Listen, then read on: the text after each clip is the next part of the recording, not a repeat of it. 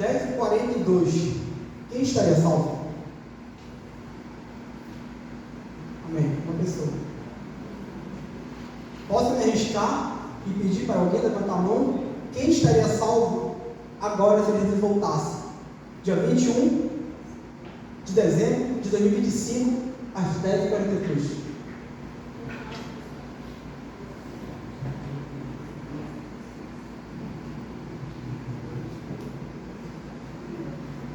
Isso é muito uma dúvida muito frequente na igreja.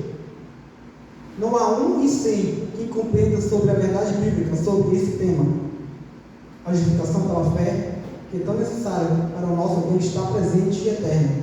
Isso, porém, eu sei que a nossa igreja está perecendo por falta de ensino sobre o assunto da justificação pela fé em Cristo e verdade semelhante. Isso foi escrito por Ellen White no século XIX.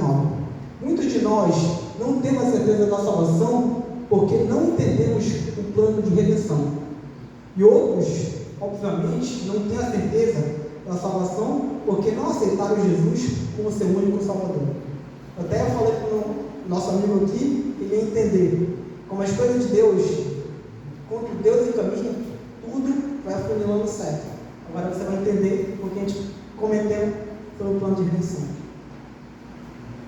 O meu desejo é ajudar você a ter a certeza da sua salvação.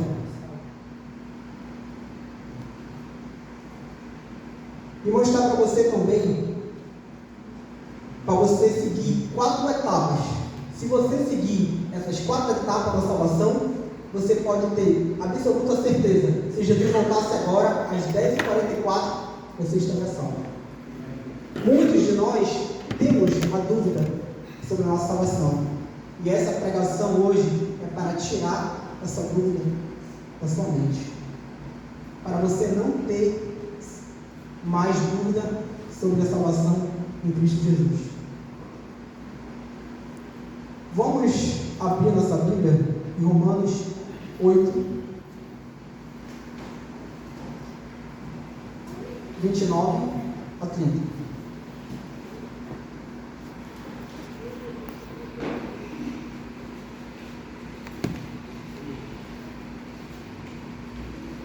Romanos, capítulo 8, versículo 29 e 30.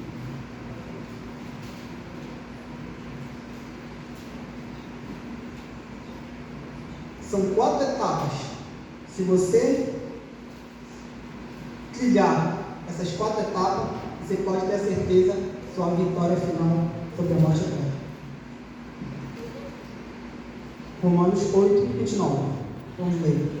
Porquanto aos que de antemão conheceu, também os predestinou para seres conforme a imagem do seu Filho, assim que ele seja o primeiro primogênito entre muitos irmãos. Aos que predestinou, a esse também chamou. Aos que chamou, esse também justificou. Aos que justificou, esses também glorificou. Amém. Primeiramente, em Romanos 8, 29, diz que Deus nos elegeu para a salvação. Ele nos conheceu de antemão. Antes da nossa existência, Deus já sabia que a gente ia existir. No momento que Jesus falou, haja luz, ele já viu a cruz. Porque ele sabia que era necessário ele morrer por nossos pecados. E o fato de Deus nos conhecer, a nossa condição humana, com antecedência, e nos chamar para a salvação, isso prova que nós não temos nenhuma possibilidade de dar o primeiro passo. Porque nós somos tão corrompidos, todos nós gostamos tanto das coisas erradas. Se Deus não intervir, nós não temos como ter a salvação. A salvação é uma iniciativa de Deus, não nossa. Sempre é Deus que dá o primeiro passo, não nós.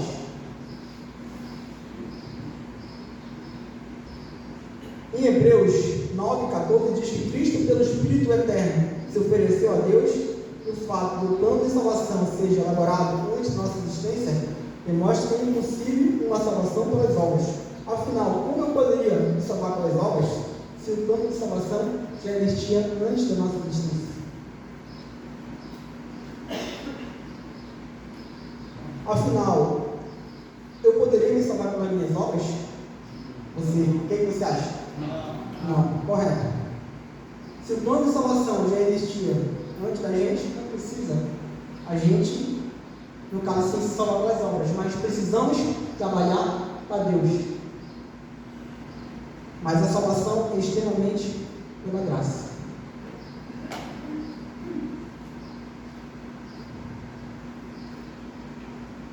Agora, vocês devem estar pensando, será que Deus predestina quem vai se salvar ou quem vai se perder? Porque Romanos fala sobre isso. O que você acha? Sim ou não? Deus não predestina ninguém para que vai se perder ou vai se salvar. É uma escolha nossa. A salvação foi para todos. E todos têm a possibilidade de se salvar se der sim para Jesus. Agora vamos entrar em outra etapa da salvação. Depende do que você entende sobre o que é predestinação. Se você ler Romanos 8:29, o texto diz o seguinte: após Deus conheceu antemão os seus, predestinou para ser semelhante à imagem do seu Filho. Aqui Deus não está predestinando pessoas. Ele está determinando o tipo de caráter que os filhos de Deus têm que ter para herdar a salvação. Existe no meio religioso a predestinação calvinista. Os calvinistas foram além que João Calvino escreveu, o grande reformador,